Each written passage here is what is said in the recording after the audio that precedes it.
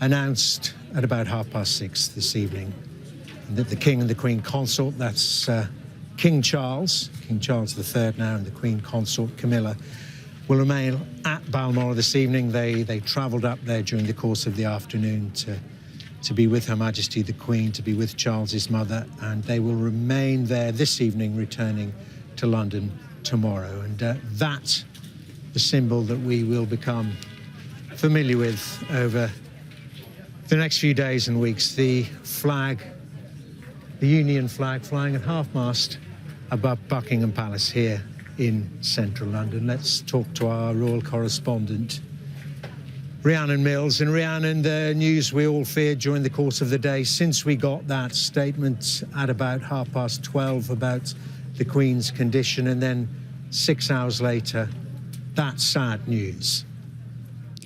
And I think it will come as an enormous shock to people right across this country and across the Commonwealth, because it was only on Tuesday that we saw her carrying out one of her key constitutional roles, welcoming her 15th Prime Minister. And yet now we are mourning the death of Queen Elizabeth II. I think she was so determined to carry out those public duties right until the very end. And we'd seen that over the last 12 months. Yes, things had to be adjusted and changed, and plans had to be changed to accommodate the fact that she was having mobility issues. But when she could, she knew and she felt that she must be seen by members of the public. And in essence, I think it was a role that she deeply enjoyed. She loved meeting people. She was always able to have this remarkable ability to put people at ease. But I think, as you said, it was from around lunchtime that concerns certainly started to build, because it was highly unusual for the palace to decide to share information about the Queen's medical condition. Around 12:30, they told us that the Queen's doctors were concerned for her health and had recommended that she remain under medical supervision. And at the time, we were thinking, well, was it because Tuesday was too much? She was too busy. But clearly, for whatever reason, there was a swift decline over the last 48 hours as she remained in a place that she loved, Balmoral, her summer retreat, where year after year she was always surrounded by her family. And that was precisely the case this afternoon. The palace, on announcing that the medical household were concerned about her, also, again, made the unusual step of announcing that her family were heading there, including the Prince of Wales and the Duchess of Cornwall. The Prince of Wales, who is now our king.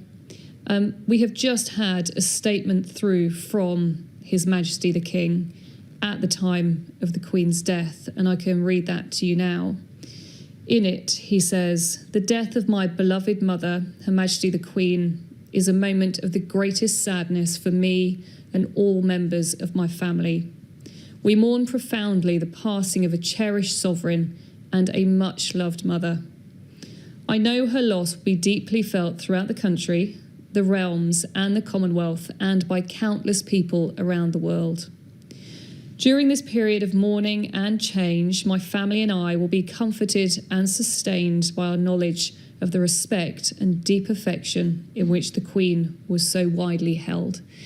So there is the first statement that we've had from the new king, maybe King Charles. It is his decision whether or not he chooses a new regnal name, but they're paying a very heartfelt tribute to, as he describes, my beloved mother, but explaining how the family will take great comfort in the knowledge of how the country, the Commonwealth, felt about her, the respect and deep affection in which the Queen was so widely held.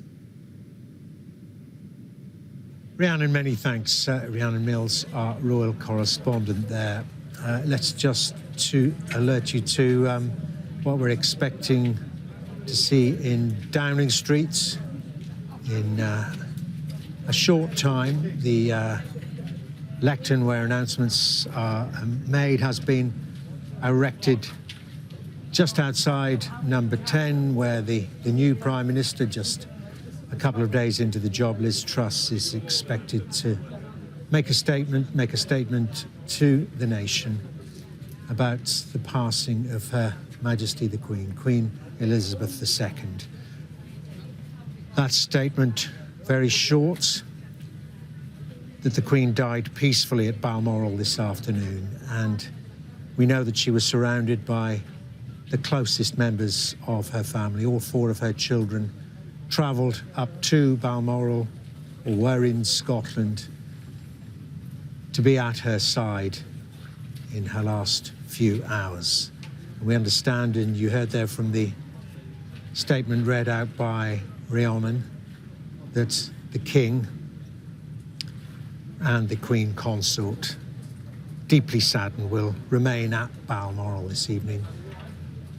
Charles with his mother, and will return to London tomorrow. It, of course, comes just 2 days since that lectern was used by Liz Truss to address the nation on becoming the new Prime Minister.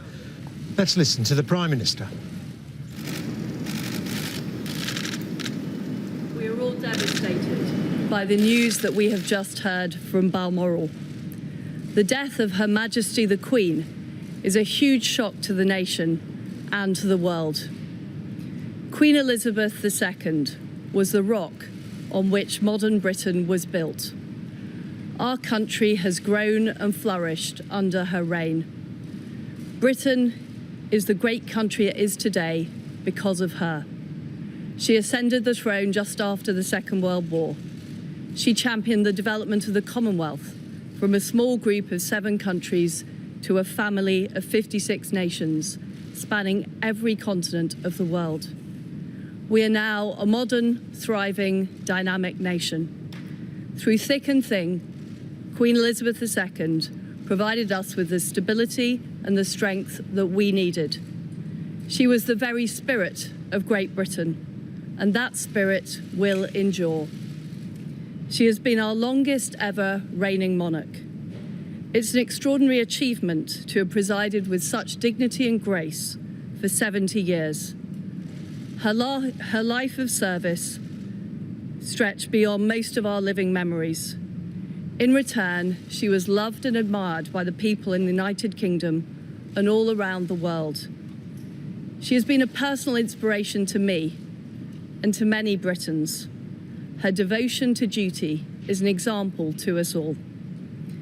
Earlier this week, at 96, she remained determined to carry out her duties as she appointed me as her 15th Prime Minister.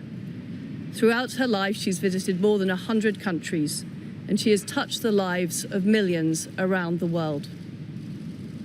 In the difficult days ahead, we will come together with our friends across the United Kingdom, the Commonwealth, and the world to celebrate her extraordinary lifetime of service. It is a day of great loss, but Queen Elizabeth II leaves a great legacy. Today, the crown passes, as it has done for more than 1,000 years, to our new monarch, our new head of state,